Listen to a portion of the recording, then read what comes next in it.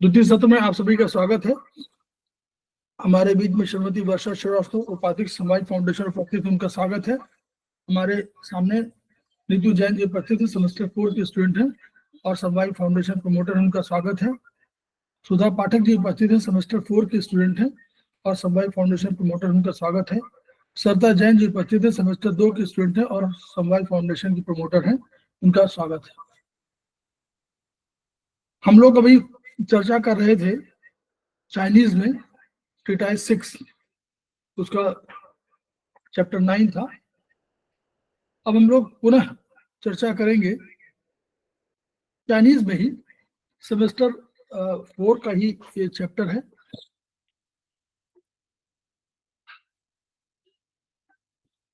और बड़ा महत्वपूर्ण चैप्टर है। चक्र विवरण, हम लोग चक्र पर चर्चा कर रहे थे। चक्रों को माना गया था, चक्र है क्या, चक्रों को माना गया था ये ऊर्जा के शरीर में और शरीर के बाहर भी, जैसे तुलना करिएगा, जैसे चाइनीज में टीसीएम में जैसे माना गया था कि ऊर्जा बाहरी वातावरण में बाहरी ब्रह्मांड से आती है और शरीर के बाहर रहती है और उसके बाद मेरिडियन के माध्यम से ये शरीर के अंदर प्रविष्ट हो जाती है, फिर शरीर में विचरण करती है और जो पंच तत्व सिद्धांत है उनके अनुसार आचरण करती है। चक्र विवरण माना गया जो भारतीय दर्शन का सिद्धांत था और जिसको प्रोफेसर पार्क जेबू ने आगे विस्तार दिया, इस रूप में प्रस्तुत किया जो हम लोग पढ़ रहे हैं। उसमें चक्र क्या था, चक्र ऊर्जा के प्रवाह पथ थे।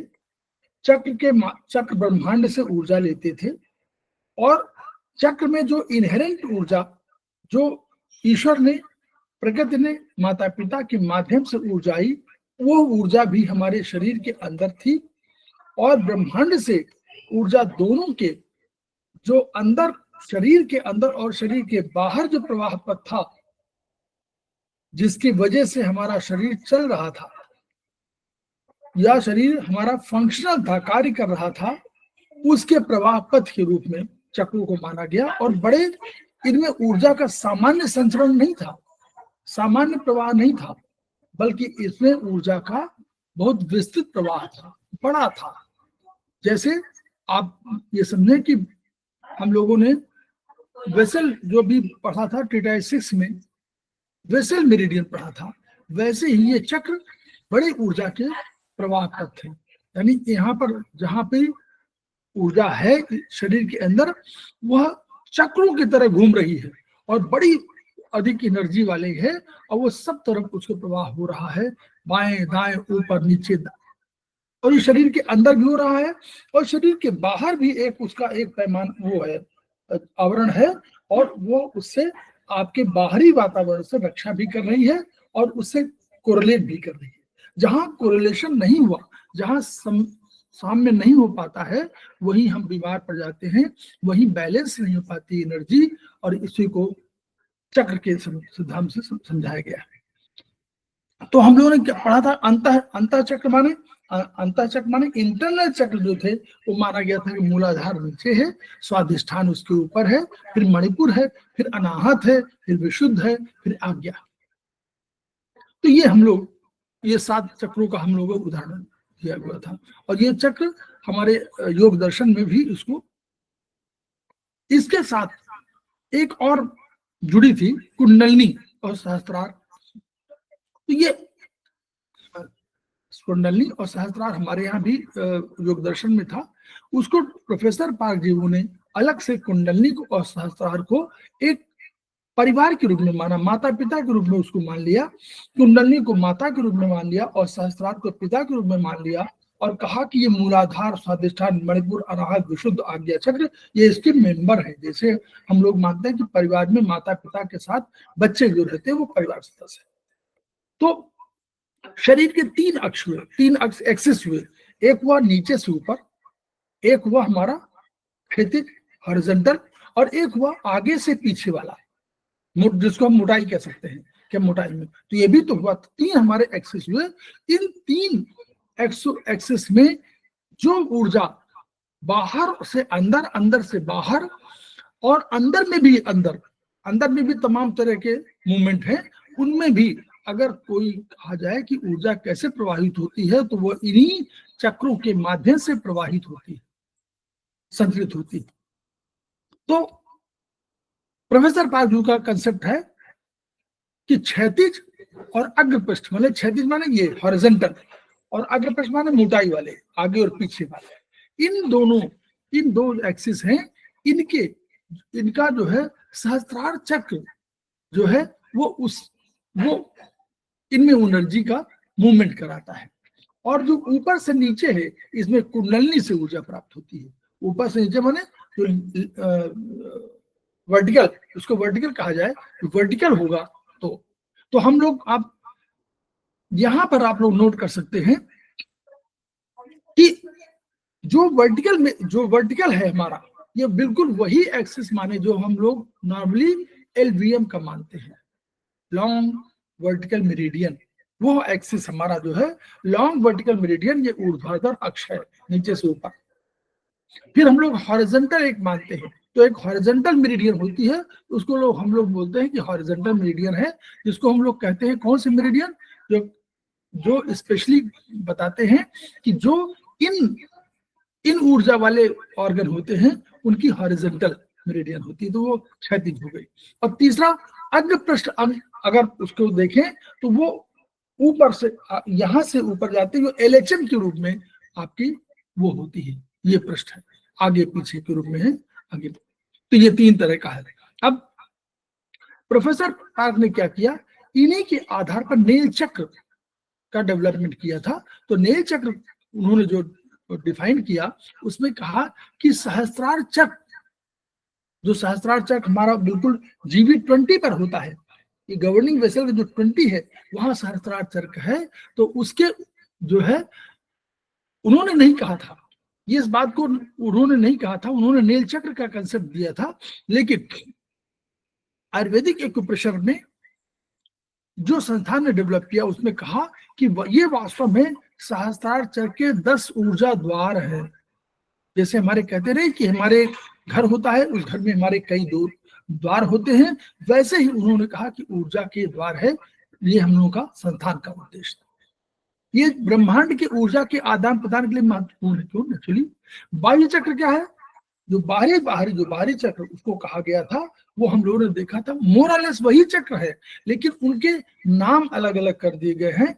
और वो कोई जो एनर्जी है वही एनर्जी, 6 एनर्जी जो हमारी है उन्हीं एनर्जी के आधार पर, या 8 एनर्जी है उन्हीं के आधार पर सारी एनर्जी कंट्रोल होती है। वो एनर्जी को हम लोग जान रहे हैं, वो हमारी, हम विंड हम लोग मानते थे, ट्रिशियम ने कहा था विंड, तो विंड एनर्जी। फिर उन्होंने कहा था कि उष्मा एनर्जी, फिर उन्होंने कहा था प्रवर उष्मा, जैसे प्रचंड उष्मा जो है। फिर उन्होंने कहा था कि ये ह्यूमिडिटी का है। फिर उन्होंने कहा कि एक और अगला जो कहा ड्राइनेस का है। फिर अगला उसके बाद कहा अगला ड्राइनेस का, कोल्डनेस का है। तो इसके अलावा इन 6 एनर्जी के अलावा प्रोफेसर पारजू ने अल्टीमेटली 2 एनर्जी कंसेप्ट और दिया, और उसमें एक कहा कि एक डार्कनेस है और एक लाइटनेस है, एक प्रकाश है और एक डार्कनेस है। तो कोल्डनेस के बाद भी डार्कनेस का कंसेप्ट लाए। तो ये 8 का सिद्धांत, लेकिन हम लोग 6 से ही काम कर रहे हैं। इन्हीं में 8 चक्रों का है, कोई बहुत कठिन नहीं है। तो सहस्त्रार चक्र क्या है? सहस्त्रार चक्र क्या है? तो ये मानव शरीर का मस्तिष्क जो है वो कंट्रोलर है। तो वो ये सहस्त्रार चक्र उसका भी कंट्रोलर है। इस ब्रेन का जो कंट्रोल कर रहा है वो सहस्त्रार चक्र कर रहा है। तो जैसे हमारे, हमको आंख है, हमारे कान है, हमारे नाक है, जो हमारी ज्ञानेंद्रियां हैं, और कर्मेंद्रियां भी समझ लीजिए, हमारे जो है इतना जो एरिया है ये हमारे, इसमें जो हमारे ज्ञानेंद्रिय कर्मेंद्रिय लगे हुए हैं, जैसे मुख है, मुख में जो जीवा है वो हमारी ज्ञानेंद्रिय है। तो आंख भी ज्ञानेंद्रिय है, नाक भी ज्ञानेंद्रिय है, वो सूंघती है, कान भी ज्ञानेंद्रिय है, वो हमारे सुनते हैं। जीवा क्या है, वो उसमें टेस्ट लेती है, तो टेस्ट के लिए। तो ये जैसे हमारे ऊर्जा के, हमारे ज्ञानेंद्रियां हैं, मैंने ज्ञान के जो स्रोत है यही है, और वो ब्रह्मांड के जो ज्ञान है उसको अंदर जा करके और ब्रेन को बताते हैं। तो उन्होंने कहा कि जो बाहरी चक्र है वह शरीर के द्वार हैं, और ये हमारे जो मुख है ये सब है, ये सब झरोखे हैं। इंद्रिय द्वार झरोखा नाना, तहां तहां सुर बैठे कर थाना। हम लोग भी ये कह रहे हैं रामचरितमानस में। तो अब बीमारी क्या है, इन्हीं के माध्यम से आती है, और अगर वो बैलेंस नहीं कि बाहर की ऊर्जा से और आंतरिक ऊर्जा बैलेंस नहीं हो पाई तो हम लोग अस्वस्थ होते हैं। खुद 5 ज्ञानेंद्रियां हैं, उसके अलावा 2 हाथ 2 पांव और 4 कर्मेंद्रिय। ये 4 कर्मेंद्रियां जो है, ये 2 हाथ 2 पांव, ये 4 कर्मेंद्रियां तो 2 ही हैं, कर्मेंद्रियां 2 हैं, उनके 2 भाग 4 भाग, एक भाग के 2 हैं, 2 हाथ हैं, यानी एक हाथ कर्मेंद्रिय है, एक पांव कर्मेंद्रिय है। तो लेकिन उनको 4 कर्मेंद्रियां तो कहेंगे, हाथ 2 हाथ 4 कर्मेंद्रियां, ये क्या करती हैं, मस्तिष्क के जो सहस्त्रार चक्र है इसी के द्वारा संचालित हो रही है।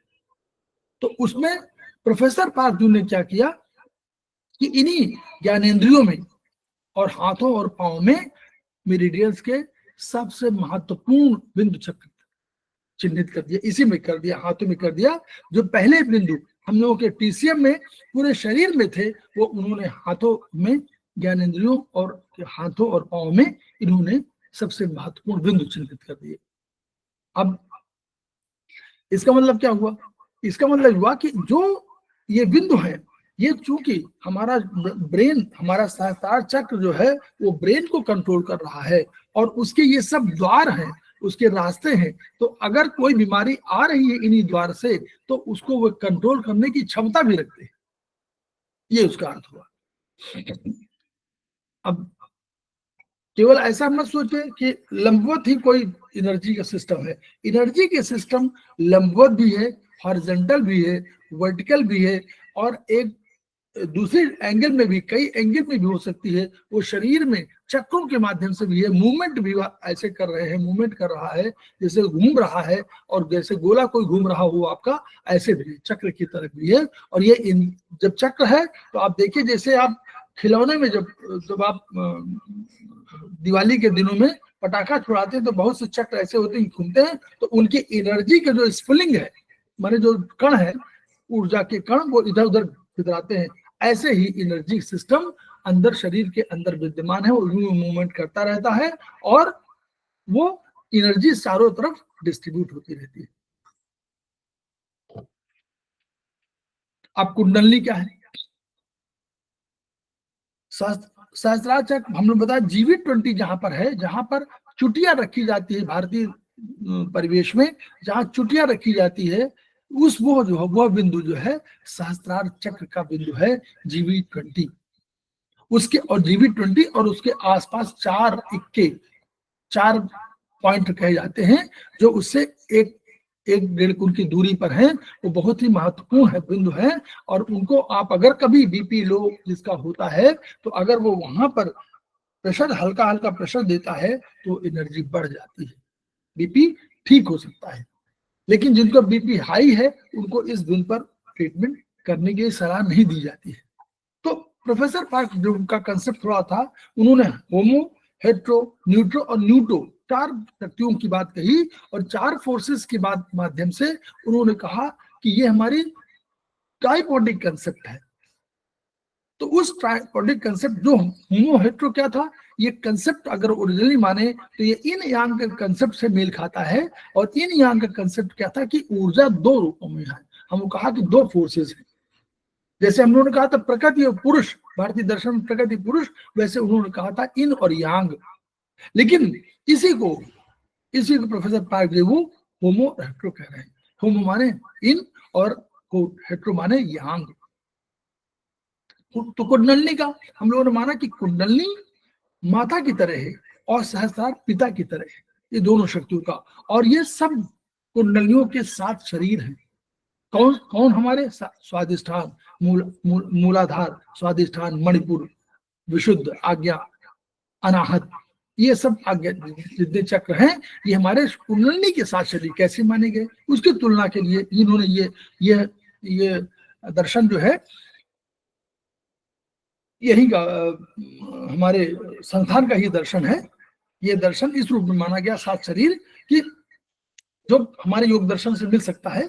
तो ये इसलिए माना कि जो परिवार की विशेषताओं को कहा गया कि कुंडलनी जैसे क्या होती है कि जैसे कोई आदमी परेशान हो जाता, जैसे आप इस रूप में माने कि जब कोई माता और पिता एक दूसरे को होते तो दोनों शक्तियां, 2 शक्तियां निहित होती हैं, लेकिन उसके बाद जब संतानों का जन्म होता है तो वो शक्तियां माता की जो शक्ति है, माता को जो कंसंट्रेशन है, माता को जो अटेंशन है, वो अपने संतानों में भी बढ़ जाता है।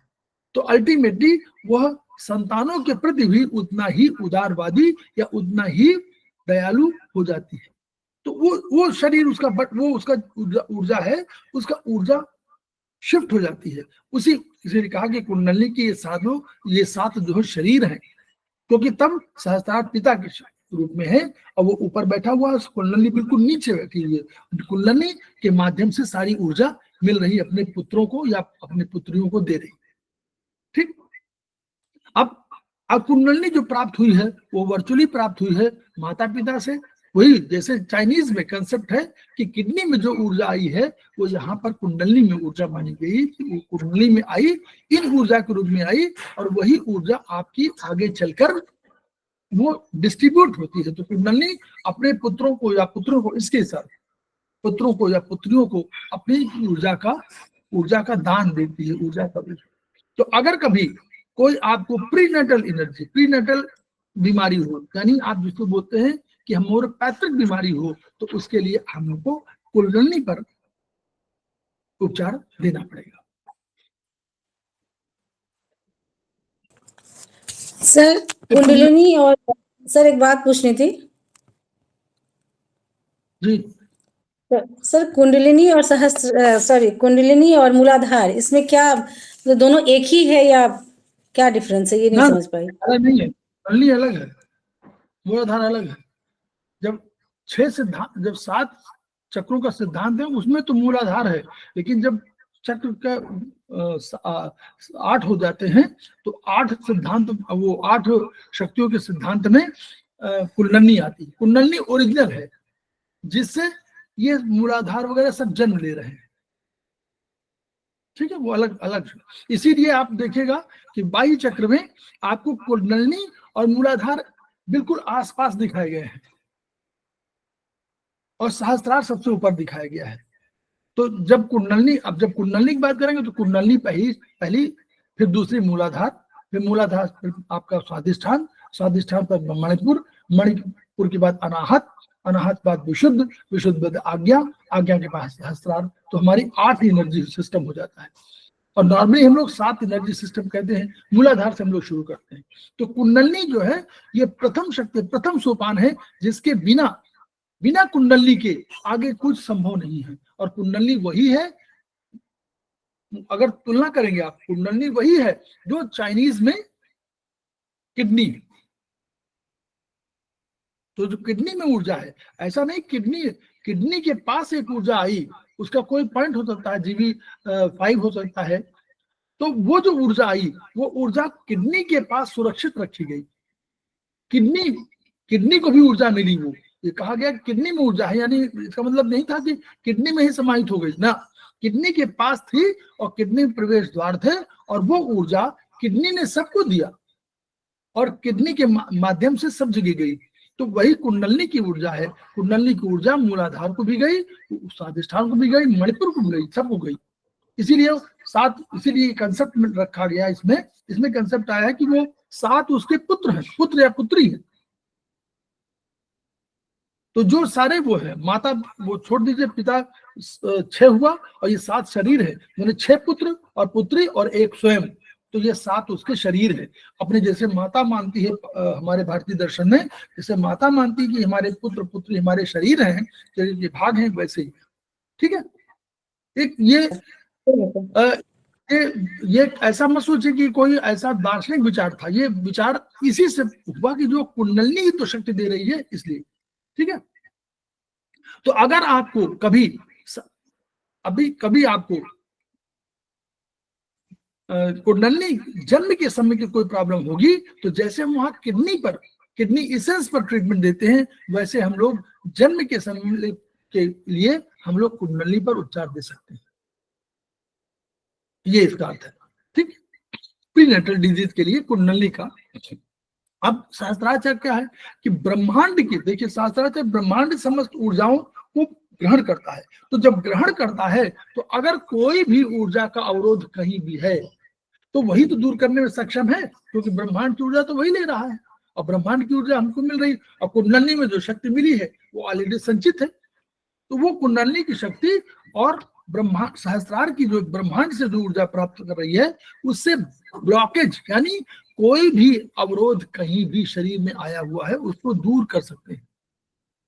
इसको उन्होंने क्या कहा, ये क्या कहा है, चक्र महत्वपूर्ण रिसेप्शन माने एंटीना, एंटीना ऑफ एंटीना हम बोलते हैं ना, वहाँ GV20 को, वहाँ एंटीना ऑफ, वही दर्शन एक ही है, एंटीना ऑफ एंटीना बोलते हैं। यहाँ सहस्त्रार भी रिसेप्टर है, ये भी एंटीना ऑफ एंटीना है, ये सारी शक्तियों को ग्रहण कर ले रहा है और फिर उसके बाद अपने जो शरीर में उसको प्रवाहित भी कर रहा है, ये भी प्रवाहित कर रहा है, इसलिए ब्लॉकेज दूर करने में सक्षम है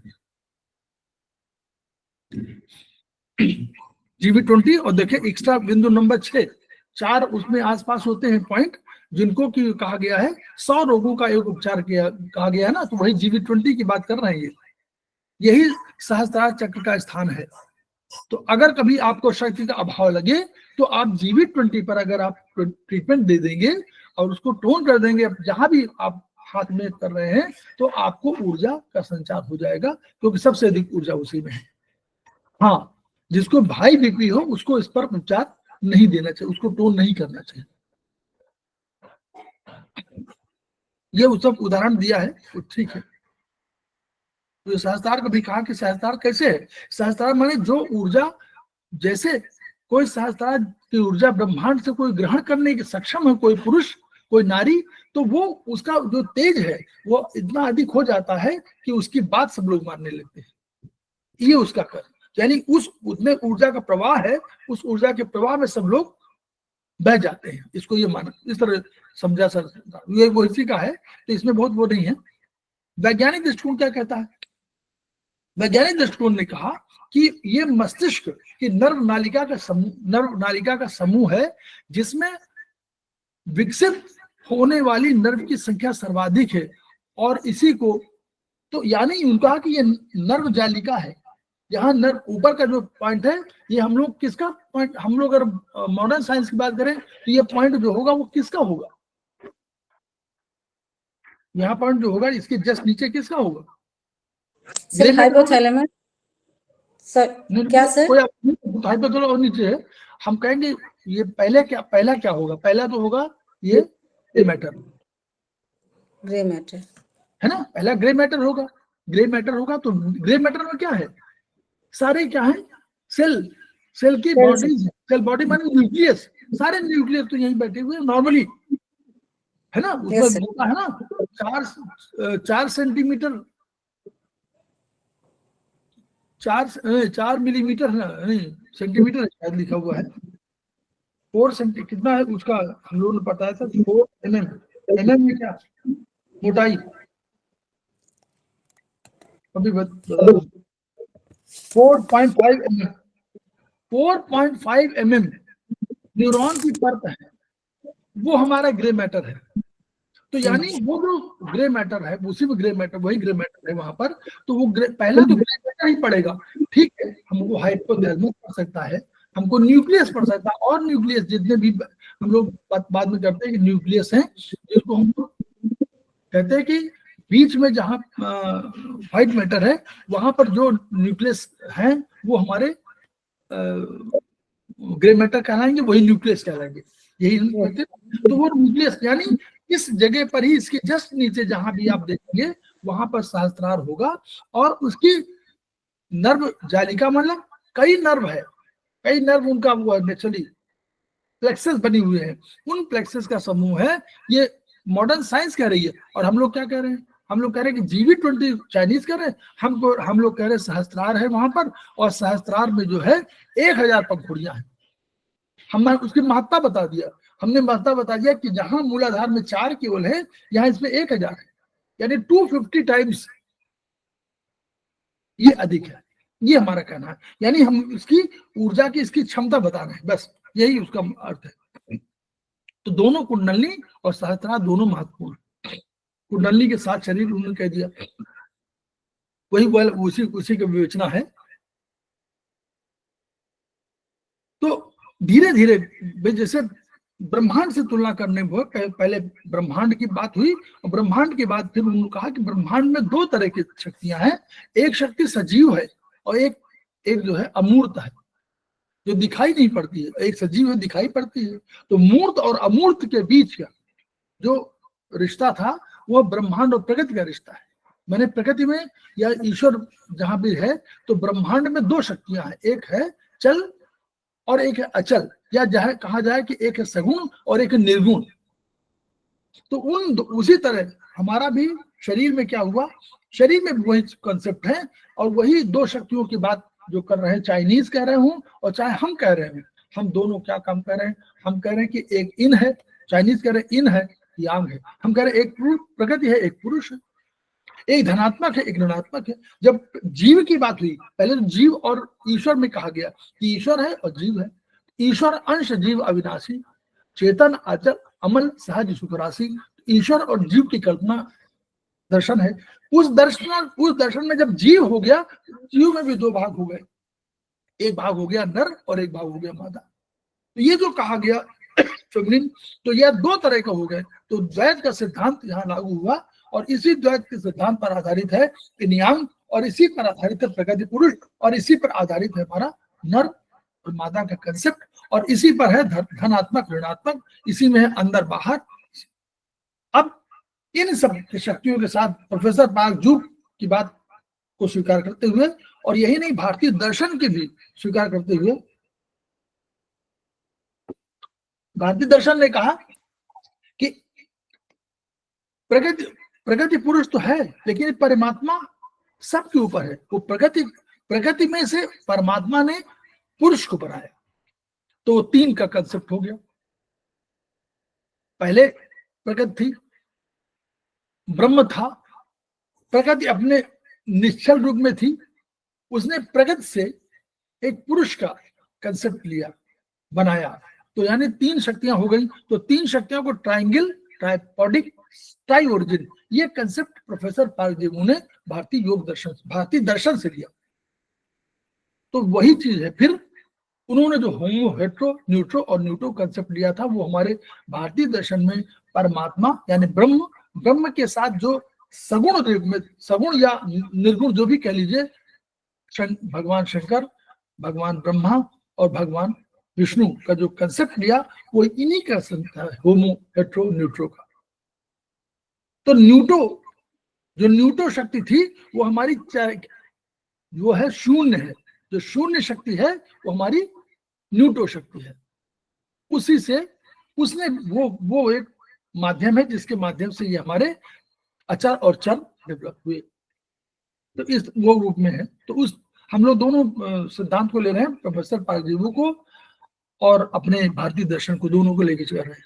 तो ये अब क्या है, देखिए साइंटिफिक क्या है, साइंस क्या कहती है। वो कहती है कि फॉर्म जो है, जो स्वरूप है, फॉर्म है, ये मैटर वर्ल्ड का जो फॉर्म है वही तो मैटर वर्ल्ड का सूचक है। जगत का सूचक कौन है? ये मैटर वर्ल्ड है। इसमें कोई फॉर्म होना चाहिए और इस फॉर्म में कोई एनर्जी होनी चाहिए। एक फॉर्म हुआ, एक एनर्जी हुई। तो जैसे हमारा शरीर है, ये द्रव्य है और उसके अंदर जो ऊर्जा है वो हमारी चेतना है, वैसे वो दो। तो ये दो तरह की एनर्जी, एक अंदर की जो एनर्जी है वो हमारी पोटेंशियल एनर्जी जिसको हम लोग इन कह सकते हैं, और जो हमारी काइनेटिक एनर्जी है वो हमारी एनर्जी है यांग की एनर्जी। और भौतिक पराभौतिक में ये कि जो दृश्यमान जगत वो दिखाई नहीं पड़ते वो पराभौतिक है, वो भी ऊर्जा का रूप है, और जो दृश्यमान जगत को दिखाई पड़ती है वो भौतिक है। बस ये अंतर है, ऊर्जा दोनों रूप में है। तो अब चक्र सर्वोपरि है, नियामक है न्यूट्रो। ये न्यूट्रो कहा गया उसको, क्यों? क्योंकि चक्र ही सबसे महत्वपूर्ण है। और वहां भी शक्ति जो जो प्रोफेसर पारदेवो ने कही थी, उसने न्यूट्रो कहा था, वो कहा बैलेंसिंग के लिए एक फोर्स बनी, होमो हेट्रो के बैलेंसिंग के लिए एक न्यूट्रो फोर्स बनी, जिसने दोनों को स्थितियों को ठीक किया, सहज किया। ऐसे विकास नहीं हो सकता था, ऐसे संसार चल नहीं सकता था। इसलिए उसको चलाने के लिए, उस संसार को चलाने के लिए एक न्यूट्रो फोर्स आई, जिसने दोनों के बीच में संतुलन स्थापित किया। और उस संतुलन से हम कभी चल दौड़ते हैं, कभी विश्राम भी करते हैं। तो कभी हेट्रो। तो ये जो है, ये हमारा संतुलन है।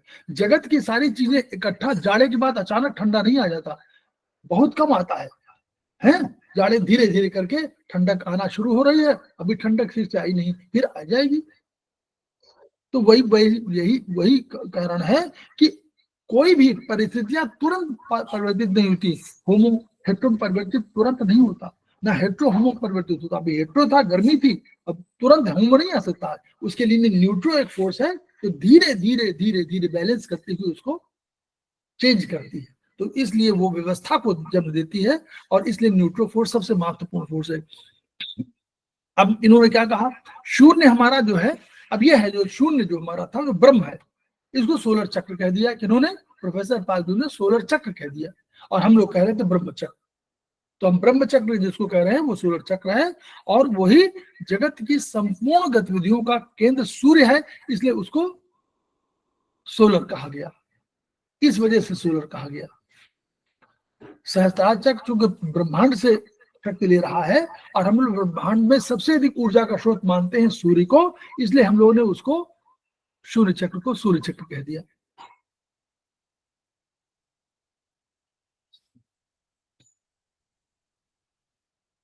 तो पोस्ट नटल के लिए सहस्त्रार चक्र, और प्री नटल के लिए कुंडली चक्र।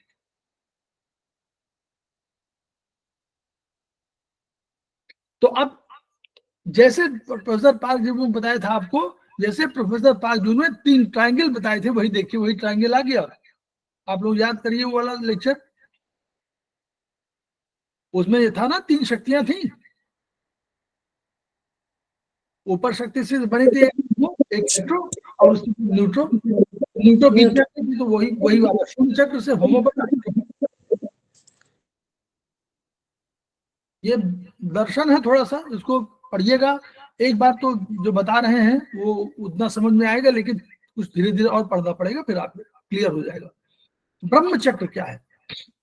ब्रह्म चक्र जो सोलर चक्र, इसी को सोलर चक्र कह दिया प्रोफेसर पासदेव ने। हम लोग ब्रह्म चक्र कह रहे थे, भारतीय दर्शन में ब्रह्म चक्र का कंसेप्ट था, लेकिन सोलर चक्र उन्होंने कह दिया। इनका प्रयोग कुंडलनी के 7 शरीर, कुंडलनी अपने को 7 शरीरों में परिवर्तित कर रही है माता के रूप में।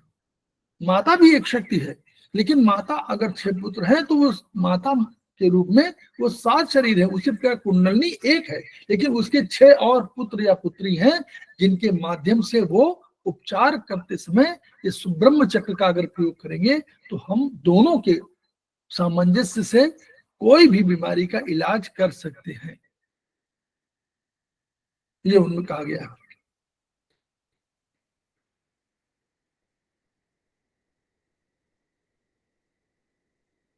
ब्रह्म चक्र के ऊर्जा परिवार में कौन कौन है? कुंडलनी है, सहस्त्रार है। देखिए अब आप समझिएगा, उन्होंने ये कंसेप्ट थोड़ा समझ लीजिए। उन्होंने कहा कि ये जो चक्र है, ये किसी ने, ये प्रोफेसर पारजू का कंसेप्ट याद रखिए, न्यूटो फोर्स ने एक होमो फोर्स बनाई और एक हेट्रो फोर्स बनाई, तो वो तो अलग हुई ना, तो वही शून्य चक्र की बात कर रहे हैं। तो ये कंसेप्चुअली है। वो शून्य चक्र कहाँ है? ये ट्राइंगल में शून्य चक्र को दिखा दिया गया। तो शून्य चक्र ने होमो चक्र और हेट्रो चक्र की। अब होमो कौन है? चक्र, कुंडलनी। हेट्रो कौन है? सहस्त्रार। यानी अब शून्य चक्र के परिवार में होमो भी है, हेट्रो भी है। अब होमो का अपने 7 परिवार है, 7 शरीर है। तो होमो में कौन है?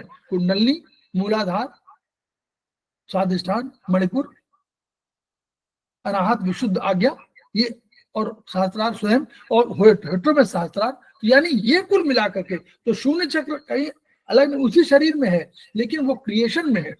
तो उसको देखिए माना कि ब्रह्म चक्र के ऊर्जा परिवार में कौन है, कुंडलनी है, मूलाधार है, स्वादिष्ठान है, मणिपुर है, अनाहत है, विशुद्ध है, आज्ञा है और सहस्त्रार स्वयं, क्योंकि वो भी तो ब्रह्म चक्र का ऊर्जा परिवार है। कंसेप्ट है ये ब्रह्मचक्र अलग से उन्हीं में है, उसी शरीर में है, चाहे वो नाभि में आप कह लीजिए सोलर चक्र के रूप में, चाहे यहाँ पे सोलर चक्र के कंसेप्ट है वो वहीं पर। तो ये जो है इस तरह उन्होंने ब्रह्म चक्र का शून्य चक्र यहाँ कहा। देखिए ये जगह जो है ये उन्होंने कहा कि ऐसे हमारा ये मूवमेंट हो रहा है। और थंब की तरफ देखिए, ये लेफ्ट हैंड में एंटी क्लॉकवाइज मूवमेंट है। देखिए ये वाला ध्यान रखिए, लेफ्ट हैंड है ये वाला, लेफ्ट हैंड सब लोग देख रहे हैं ना। अच्छा शाम हो गई है लगता है। Yes sir, yes sir. शाम का समय हो गया है ना। तो ये लेफ्ट हैंड है, ये इसका मूवमेंट जो है ऊर्जा का मूवमेंट देखिएगा, लेफ्ट एंटी क्लॉकवाइज मूवमेंट है लेफ्ट हैंड में, क्लियर दिख रहा है ना। और राइट हैंड में कौन सा मूवमेंट है, क्लॉकवाइज। Yes sir. अब ये बनाने की कोशिश की गई। देखिए ऐसे हमारा, आप देखिए पूरे शरीर को देखिए, दिल को देखिएगा तो ऐसे यूं बनेगा जैसे इसमें दिखा हुआ है, बस उल्टा ये होगा कि राइट लेफ्ट में हो जाएगा बाद में, लेकिन हमको कंसेप्ट समझना है केवल। ये लेफ्ट हैंड और राइट हैंड ऐसे समझिए। तो यहाँ पर देखिए किसी खुला हुआ है शायद, तो ये उन्होंने कहा कि लेफ्ट राइट हैंड जो है हमारा इस तरह है और लेफ्ट हैंड ये है, और ऐसे हमारा ऊर्जा का मूवमेंट है। ऊर्जा की मूवमेंट की बात की जा रही है। ये वहां से चित्र लिए गए हैं जो प्रोफेसर पाकजोग ने कहा, इसको बहुत एक्सप्लेन नहीं किया गया है, बस इतना अंतर।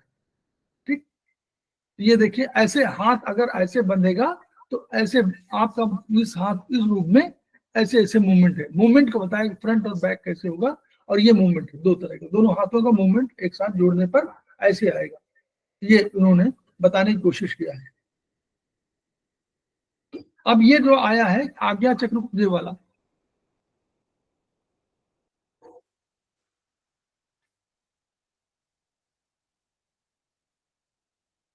अब जब जो बता रहे हैं कि हम उस पेज भी चले जाते हैं जहां पर कि बताया गया है वो पेज।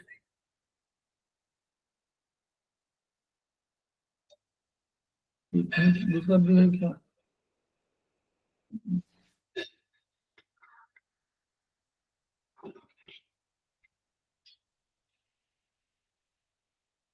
अच्छा हम लोग उसको बाद में पढ़ेंगे भी, ठीक है, हम लोग उसको आगे पढ़ेंगे। ये लिखा हुआ है इसमें, ये देखिए यहाँ पढ़ लीजिए, ये लिखा हुआ है कि जो हमारा निदान तालिका है, ठीक है, पुस्तक के में बीच में जो निदान तालिका है उसमें इसका लिखा हुआ है, और ये शायद एक पेज नंबर हमारा है निदान तालिका,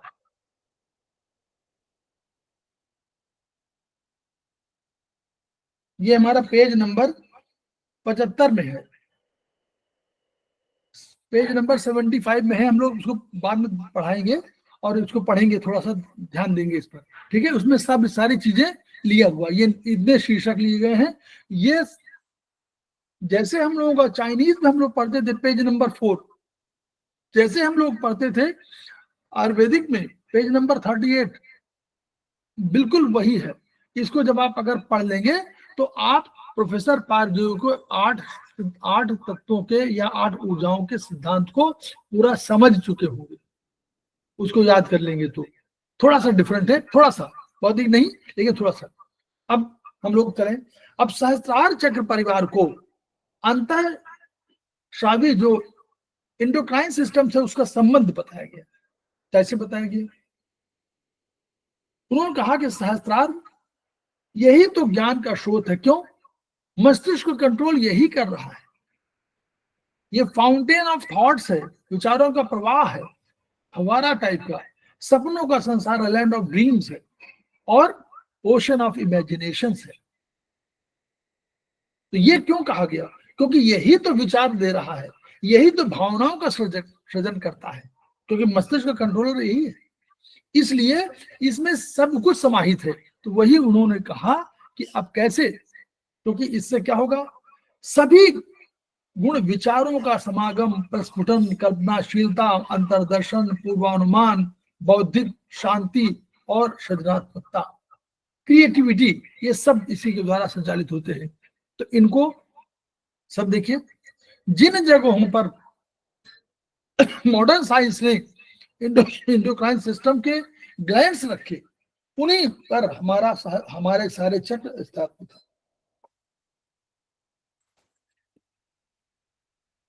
और ध्यान देने की बात यह है कि ये हम लोग पहले कह चुके थे और ये मॉडर्न साइंस ने बहुत बाद में कहे,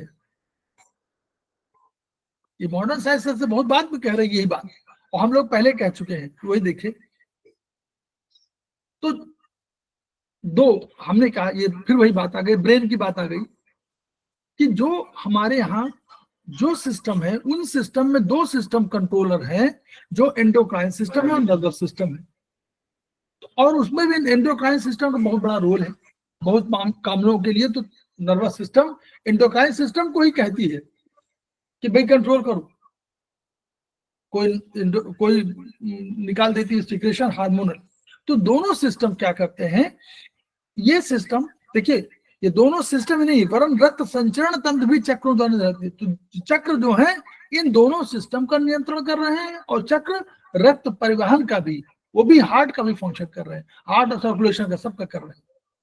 तो अब कैसे बता दिया है, इन्होंने कहा कि जो ये सब अंतःस्रावी ग्रंथियां हैं, सब एंडोक्राइन सिस्टम क्या है, इनमें ग्लैंड्स है, अलग अलग जगहों पर है, पूरे शरीर में अलग अलग जगहों पर, इनको ऊपर से नीचे एक लंबवत उसमें आप कल्पना करिए, उसमें ये अलग अलग जगहों पर है।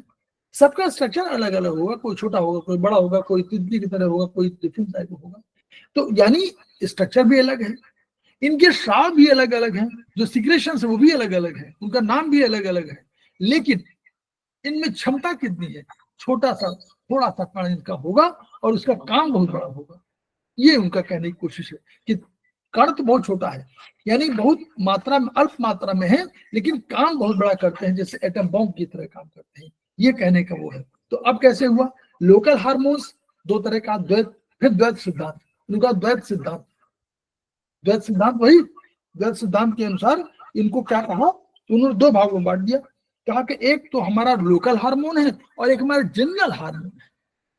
तो लोकल माने क्या कहा, लोकल हार्मोन वो हार्मोन है कि चूंकि डक्टलेस ग्लैंड का अर्थ ये समझिए कि डक्टलेस माने कोई भी अगर पानी को बहाना हो तो कोई नल चाहिए, वो अरे कोई ट्यूब चाहिए, चाहे वो लोहे की हो, चाहे वो आपकी प्लास्टिक की हो, चाहे रबर की हो।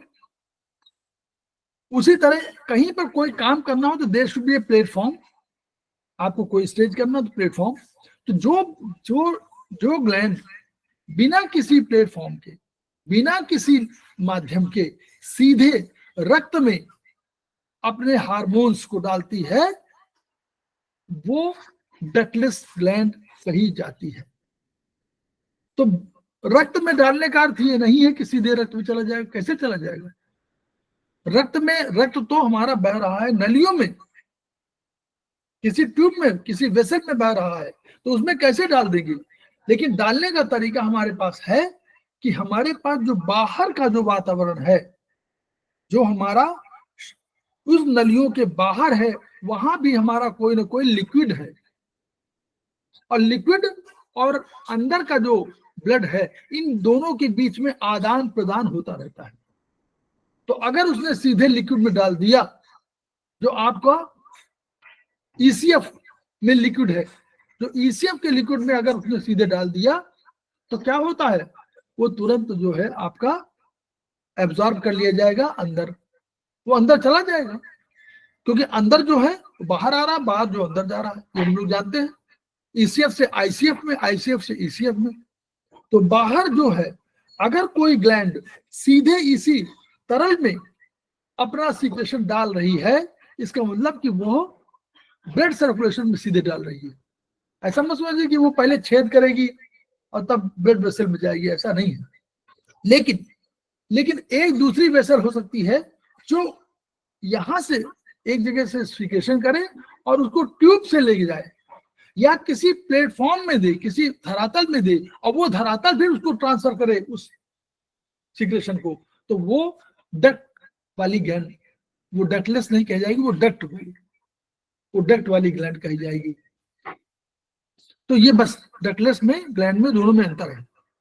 तो बस ये अब लोकल हार्मोन्स ये कि जो वहीं पर पास में, जैसे गैस्ट्रीन है, सिक्रेटिन है, ब्राडिकिनिन है, एसिटाइलकोलिन है, ये सब क्या है, लोकल हार्मोन्स लेके ये बिल्कुल पास में, जहां पर टिश्यू ऑर्गन है जिसको प्रभावित करना है, जिसको प्रभावित करना है, इफेक्टिव है, वो बिल्कुल उसके पास में ये ग्लैंड है और ये प्रभावित कर देती है, वो काम हो जाता है। दूसरा जनरल हार्मोन है, ये हार्मोन, दूसरे हार्मोन ये है कि होंगे कहीं पर इनका ग्लैंड होगी, लेकिन इनका टारगेट दूर होगा, टारगेट टिश्यू कहीं भी हो सकता है, दूर हो सकता है, पास में नहीं होगा, दूर होगा। अब फिर जनरल हार्मोन को फिर दो भागों में कर दिया। एक कहा गया कि ट्रॉपिक हार्मोन, और एक कहा गया ट्रू हार्मोन। तो ट्रॉपिक हार्मोन क्या हुआ, उन्होंने कहा भैया ये वो हार्मोन है जो स्वयं काम नहीं करते। ये ऐसा नहीं कि जाकर टारगेट टिश्यू कहेंगे भाई आप जगना हो जगिए, नो, ये किसी और जिसको जगाना है उसको जगाएंगे कि तुम जाके उस आदमी को जगा दे, खुद नहीं जाते। ये जाएंगे और किसी दूसरे को स्टिमुलेट करेंगे और उससे कहेंगे तुम जाके ये स्टिमुलेट करो। जैसे इसका एग्जाम्पल क्या है हम लोगों के पास, सबसे बढ़िया एग्जाम्पल हम लोग बता सकेंगे?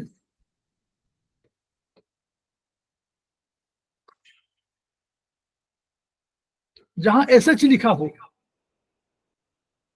स्टिमुलेटिंग हार्मोन, वो हमारा यही वाला हार्मोन है। सर TSH, हाँ, वो कह रहा थायराइड स्टिमुलेटिंग हार्मोन, वो खुद नहीं कर रहा, वो थायराइड के हार्मोन को स्टिमुलेट कर रहा है कि जाओ भैया काम करो। तो थायराइड में सीधे नहीं जा रहा, वो जाता थायराइड जाता ना, वो थायराइड स्टिमुलेटिंग हार्मोन कर रहा कि थायराइड को कहो कि ये काम करे अपना।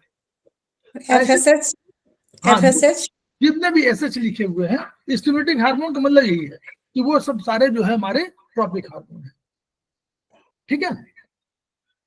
दूसरा ट्रू हार्मोन है, दूसरा ट्रू हार्मोन, अब ये रियली हार्मोन है इसलिए ट्रू कहा गया।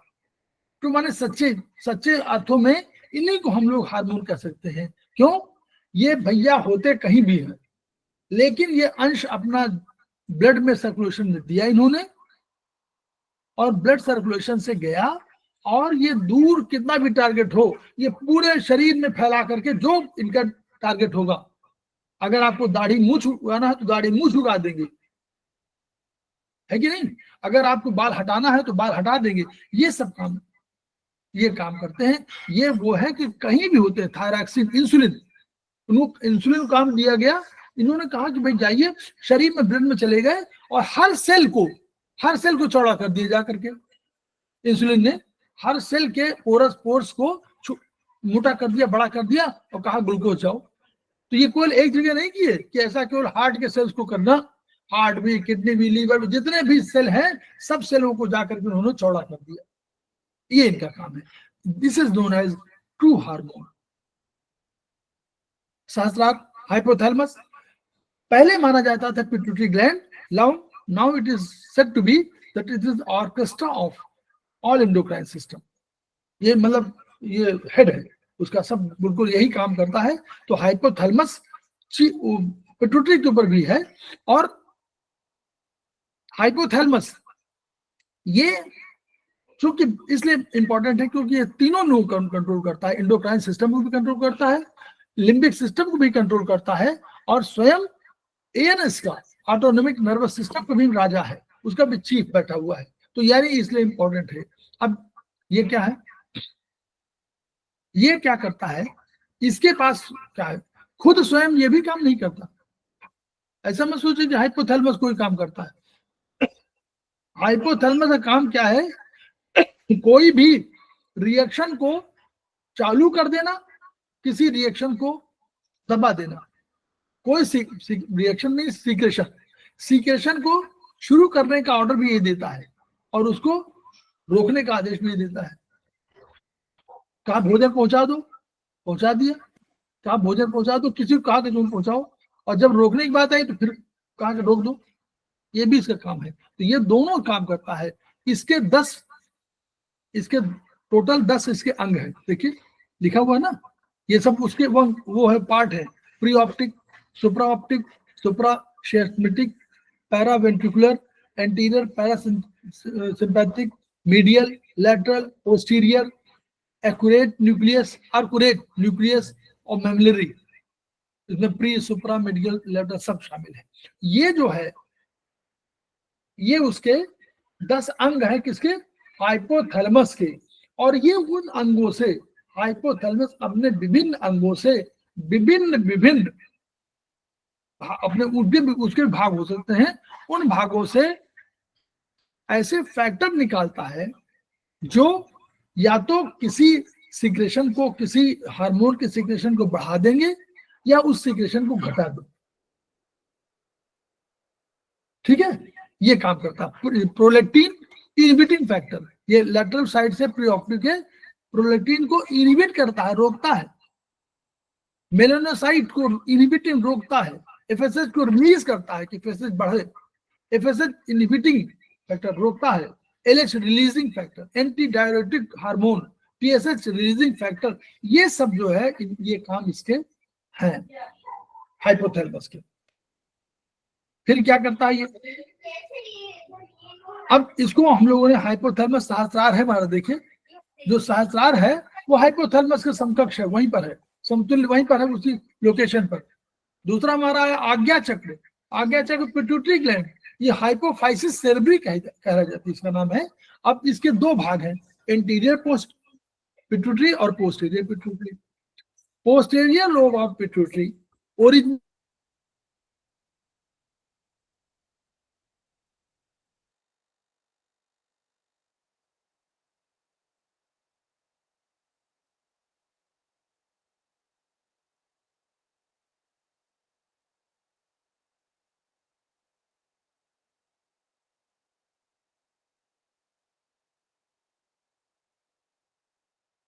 आवाज आ रही है?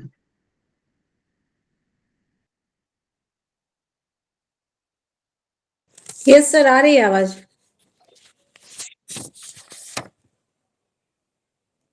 अब आ रही है? हाँ अभी आ रही है सर। तो हम लोग अभी वही वाला है। आप लोग चाहे तो अपने टाइम निकाल लें, उसी से है लगभग मोर और लेस वही है। ये अभी अभी जो चल रहा है बस यही वाला देखते हैं। अभी लाइट चली गई आ जाएगी। तो ये जो है आज्ञा चक्र पिट्यूटरी ग्लैंड है, हाइपोफाइसिस सेरेब्री। तो ये इंटीरियर पिट्यूटरी और पोस्टीरियर लोब। तो इंटीरियर पिट्यूटरी जो है वर्चुअली क्या है, ये जो है सबसे अधिक यही करती है।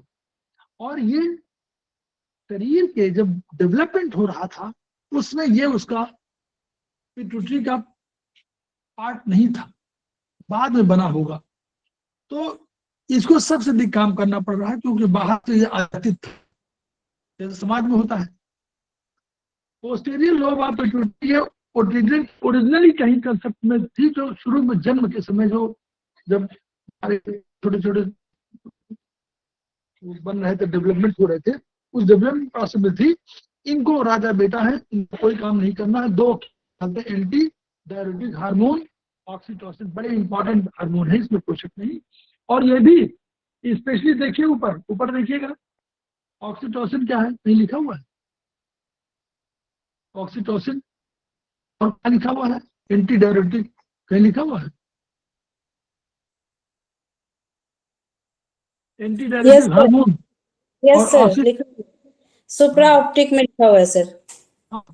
वो भी पेज देता है,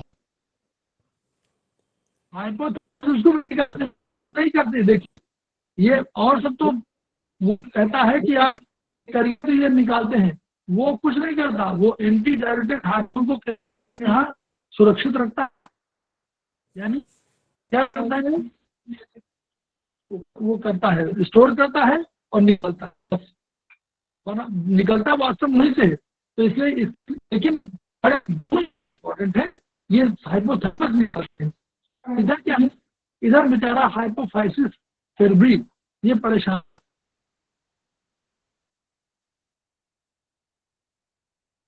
अभी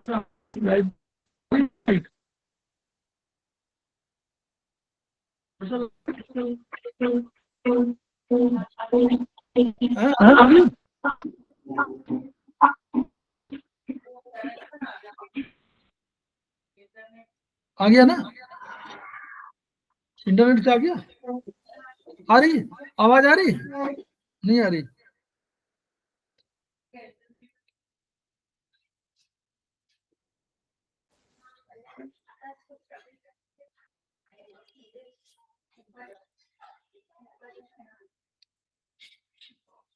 आ रही है,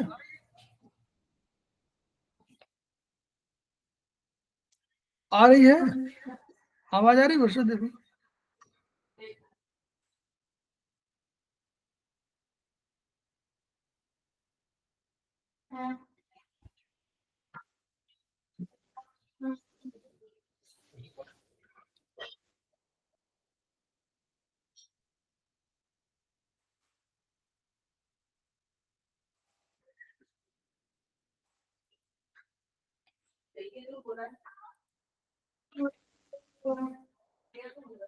आ रही है आवाज? हमारी आवाज आ रही नहीं? ठीक है, तो ये तो एंटीरियर पिट्यूटरी से growth hormone, prolactin, adrenocorticotropic corticotropic hormone, thyroid stimulating hormone, follicle stimulating hormone, FSH melanocyte stimulating hormone और ल्यूटिनाइजिंग हार्मोन एलएच, ये निकलते हैं। दूसरा तीसरा जो है अपोस्टेरियर दो निकले हैं, विशुद्ध चक्र, ये थायराइड और पैराथायराइड का है। विशुद्ध चक्र जो है थायराइड पैराथायराइड, आवाज आ रही कि नहीं? आवाज आ रही है,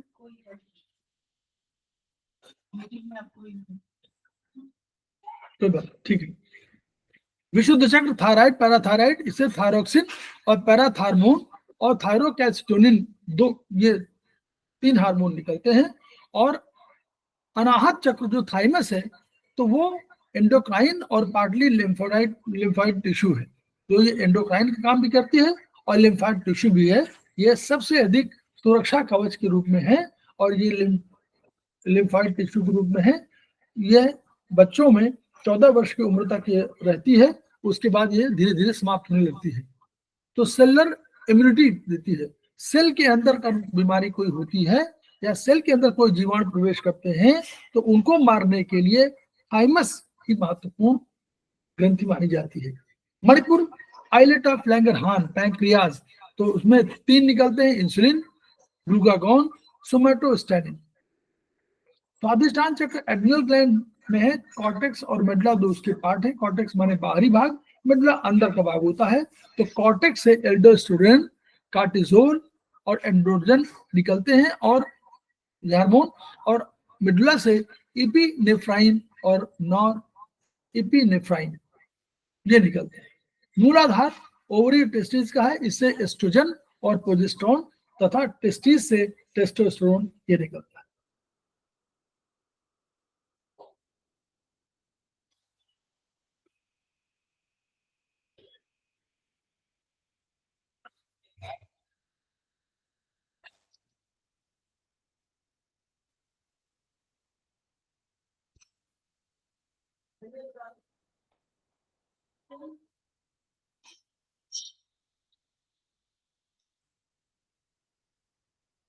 तो सभी हार्मोन्स को हाइपोथैलेमस नियंत्रित करता है, और वही उसको या तो सिक्रेशन बढ़ाता है या सिक्रेशन रोक देता है, ये उसका काम है।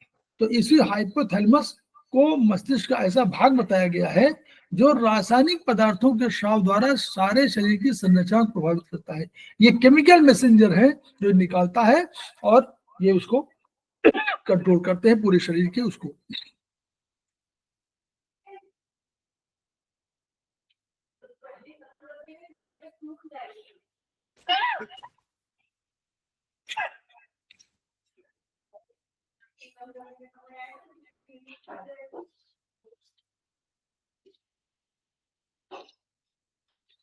तो हम लोग अभी इसको यहीं पर रोकते हैं, सहस्त्रार चक्र उपचार क्षेत्र तक रोकते हैं, और हम लोग अभी